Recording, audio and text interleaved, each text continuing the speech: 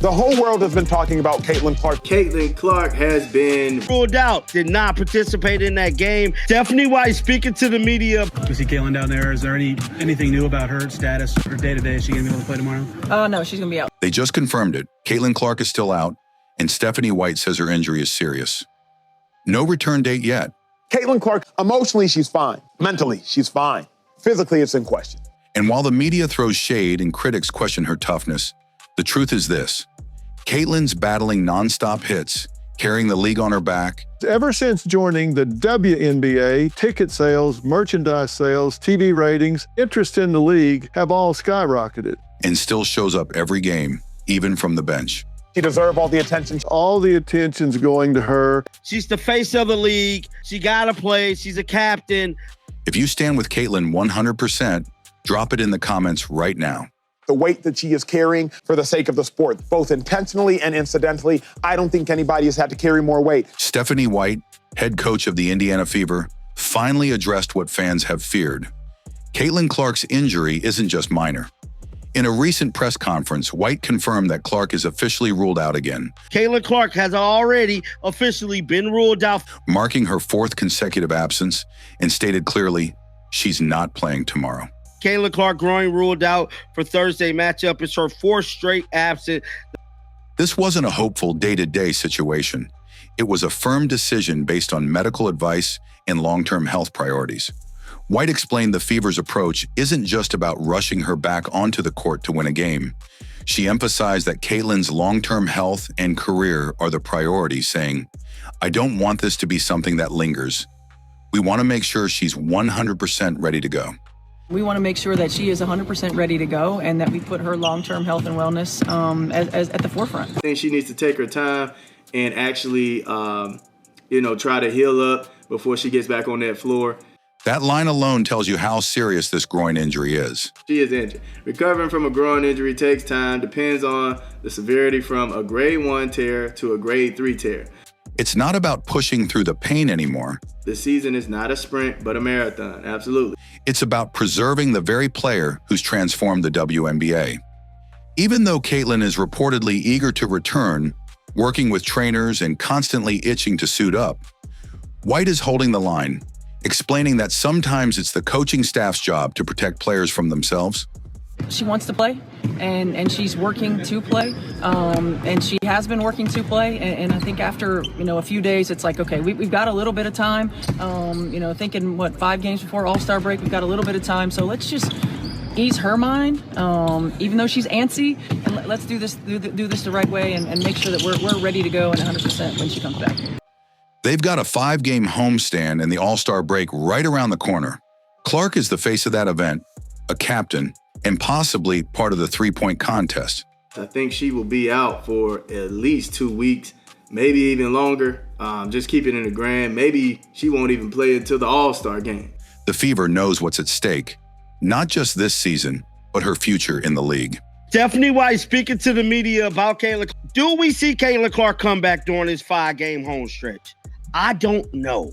I can't give you an answer on that. They're trying to keep Caitlyn Clark healthy and ready to go, more than likely, for the All-Star game. This is no precautionary rest.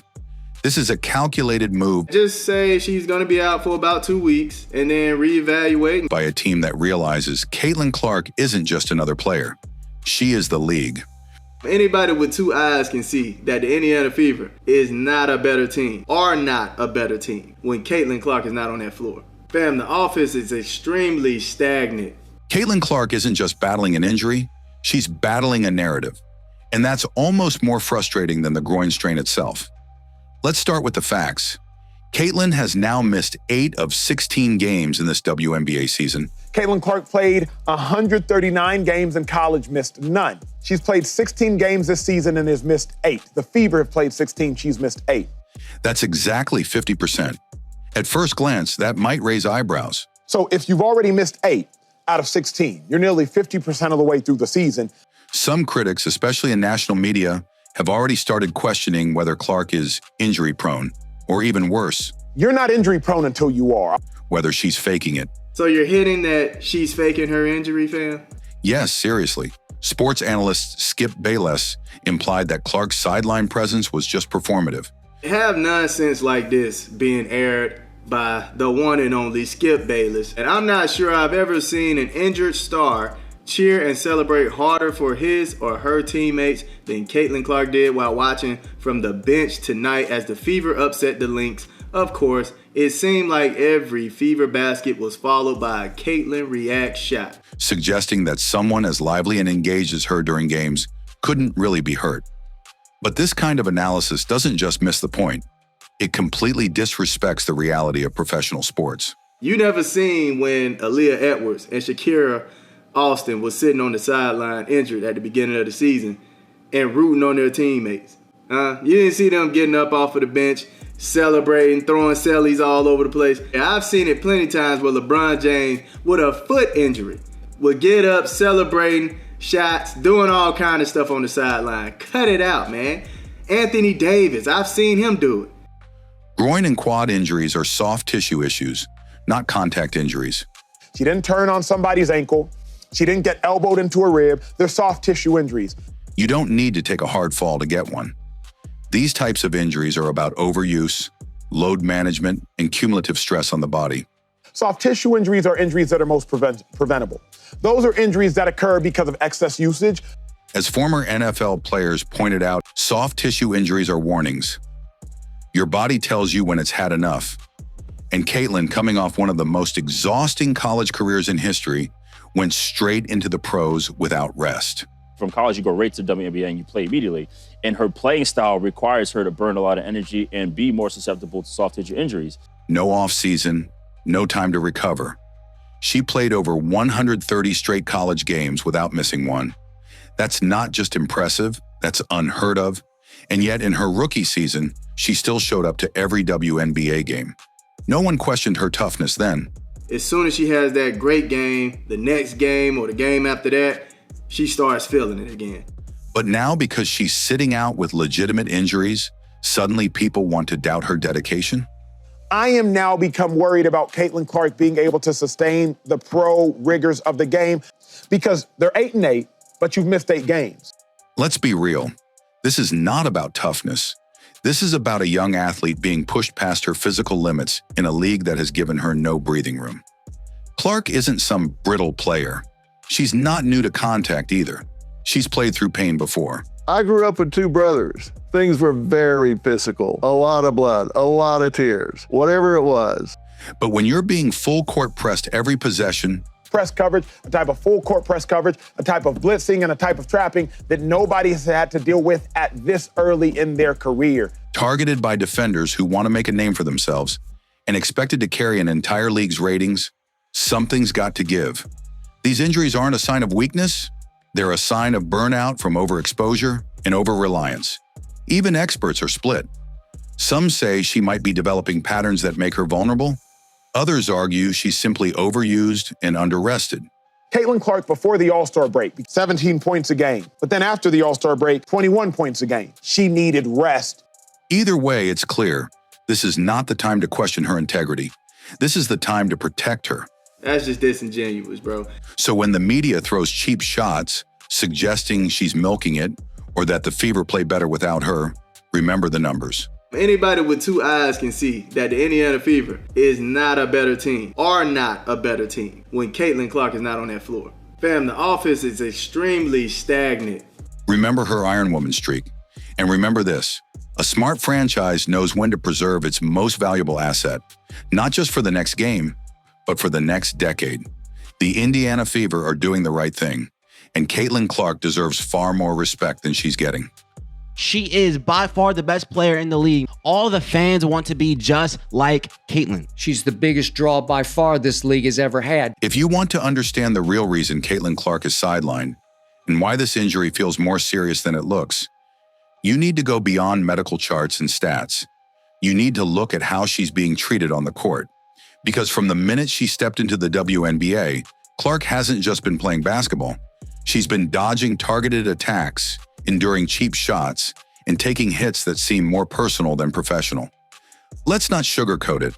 Caitlyn Clark has become the most polarizing figure in the league. These are players jealous of Clark's success and fame, and they have been playing dirty since the minute she joined the league. Why? Because she's popular? Because she's the face of the sport? Because she brought record-breaking ratings, sold-out arenas, and millions of new fans to the WNBA overnight? All the attention's going to her. You'd think that would earn her support, but instead she's being treated like a threat, and not just by opposing teams, but sometimes even by her own peers. The stats don't lie. In her rookie season alone, Clark drew 17% of all flagrant fouls in the league. Last season, 17% of flagrant fouls were against Clark. 17%. Let that sink in. One player out of an entire league accounted for nearly 1/5 of the flagrant fouls. And this season, it's been more of the same. This has been going on her whole rookie year, and now it's going on in her second year. Players poking her in the eye, blindsiding her. Chicago Sky Guard Trinity Carter blindsided Clark on an inbound play. Or on inbound plays, shoving her to the floor, sticking their fingers in her eyes, shoving her to the ground, blindsiding her, knocking her down, and targeting her in ways that go well beyond normal physical play. Another Suns player shoves Clark to the floor. So let's take a look. Oh, and Marina Mabry's going to get ejected. One recent example stands out.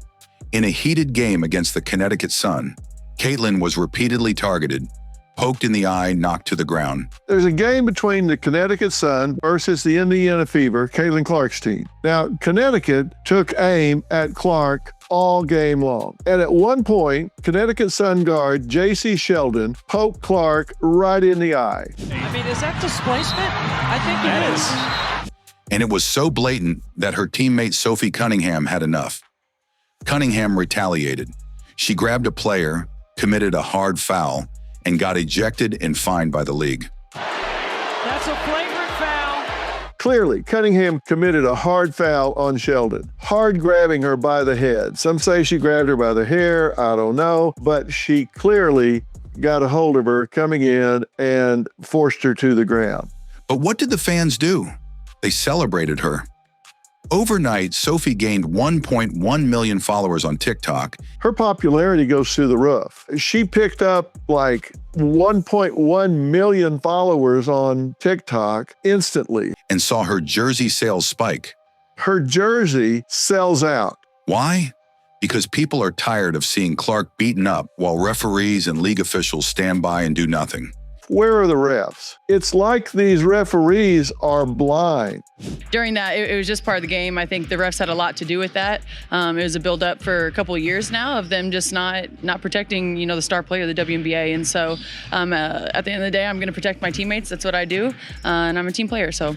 Even NBA stars took notice. Eagles running back A.J. Dillon praised Cunningham, saying that protecting Clark was like protecting your star quarterback. A.J. Dillon called Cunningham his new favorite player, compared what she did protecting Caitlyn Clark to protecting your star quarterback. That's how serious this has become. It's not just about a hard foul. It's about setting the tone that Caitlyn Clark will not be a punching bag.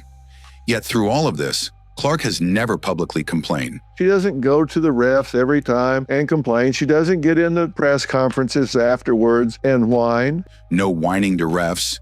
No dramatic post-game interviews. She simply shows up, cheers on her team, and keeps going. Even when the hits come, even when she's sidelined and aching, she stays focused on the bigger picture. Every time she gets bullied or beat up, she says, hey, it's part of the game. Growing the game, building the league, and doing it the right way. But there's a cost. That constant targeting, the bruises, the stress, the full court traps, every possession, takes a toll. And that toll isn't just emotional, it's physical.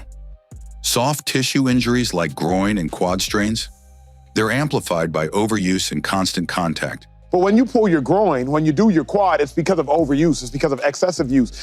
Caitlyn's not getting regular season defense. She's getting playoff level coverage every night. She's constantly running, she's constantly doing these things. Someone's looking for her, someone's trying to find her. She's the only player in the WNBA being treated like a marketing tool, a rival, and a threat all at once. Caitlyn Clark for the women's game is not physically imposing. Caitlyn Clark, not overly athletic. That's what makes me concerned. And let's be honest, there's a layer of jealousy here too. Players who spent years in the league, grinding in obscurity, now have to watch a 22-year-old rookie get more media attention, sponsorships, and fan support than they've ever seen. That jealousy is boiling over. They're going after her. They're so resentful, so petty, so jealous. You see it in the All-Star voting, where Clark, who leads all rookies in points, assists, and impact, is somehow voted as only the 9th best guard by her peers. Not player, guard. It's not just disrespectful, it's a calculated snub. That's why her injury matters more than ever. Because this isn't just about recovery, it's about survival in a league that hasn't fully embraced the very person who saved it. You see Caitlyn down there. Is there anything new about her status or day-to-day? Is she going to be able to play tomorrow? No, she's going to be out. We want to make sure that she is 100% ready to go and that we put her long-term health and wellness as at the forefront. She wants to play, and she's working to play, and she has been working to play. And I think after a few days, it's like, okay, we've got a little bit of time. Thinking 5 games before All-Star break, we've got a little bit of time. So let's just ease her mind, even though she's antsy, and let's do this the right way and make sure that we're ready to go and 100% when she comes back. Caitlyn Clark doesn't just need time to heal. She needs protection, respect, and room to breathe. The same league that benefits from her presence needs to start defending her both on and off the court. Because if they don't, they're not just risking her health, they're risking everything she's built. In reality, she is the best thing that's ever happened to this league. Caitlyn Clark is must-see TV. The way she came into the WNBA with all the hype, we hadn't seen this before. Caitlyn Clark is the one bringing all the media attention. Caitlyn Clark is the one bringing all the young guys to the WNBA, people who are wanting to watch and tune into all these games. All the fans want to be just like Caitlyn. So here we are, Caitlyn Clark, the face of the league, still sidelined, still taking hits from both defenders and doubters. Stephanie White has made it clear this isn't a game-time decision. She doesn't have an extensive injury history. But at this point now, she does. This is about protecting Caitlyn from further damage, ensuring she returns when she's 100%. Not 80, not 90, but fully ready. And while critics question her toughness or suggest she's faking, the truth is right in front of us. She's being hunted on the court and disrespected off of it. I don't think Caitlyn is injury-prone, but when I start to see too many soft tissue injuries. But Caitlyn isn't backing down. She's shown more poise, more professionalism, and more heart than most athletes twice her age. She's carried the weight of the league, taken every hit, and kept going. If you play professional sports, you don't get hurt. You're going to get injured. Now she deserves what every great player earns: respect, rest, and protection. If you stand with Caitlyn Clark, if you see the double standard and the jealousy for what it really is, let the world know. Drop a 100% for Caitlyn in the comments. Because one thing's for sure, when she returns, the league better be ready. So I'm not worried yet, but if I see another injury this season, then I'm worried.